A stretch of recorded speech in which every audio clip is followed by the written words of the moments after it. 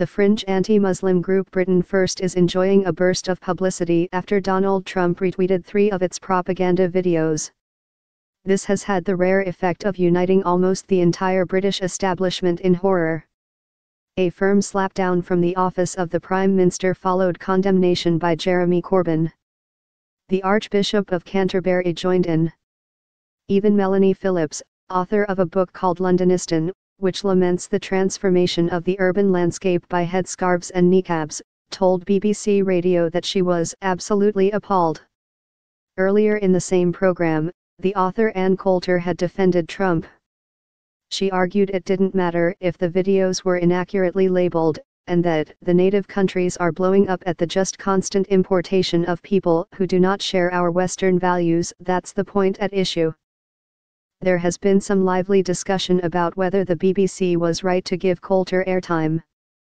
My view is that, thanks to Nick Robinson's tough questioning, she came across as someone whose relationship to the truth is flexible, to say the least.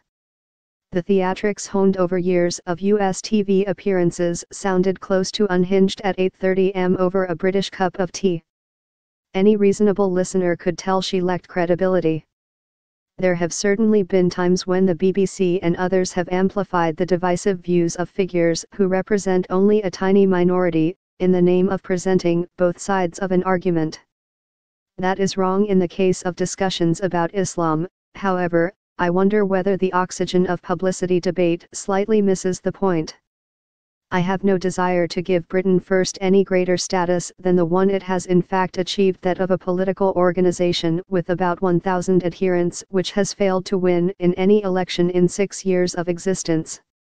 Britain First is an Islamophobic group run by convicted racists.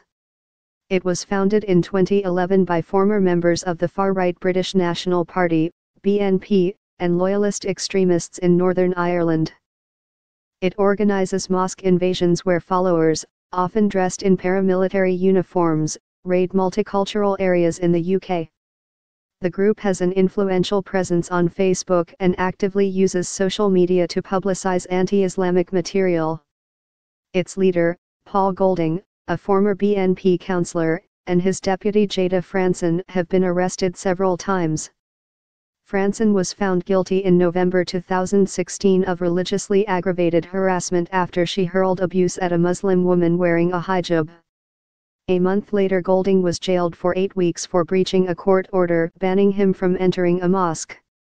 Right-wing terrorist Thomas Mayer shouted Britain First before killing the MP Joe Cox during the EU referendum campaign in 2016.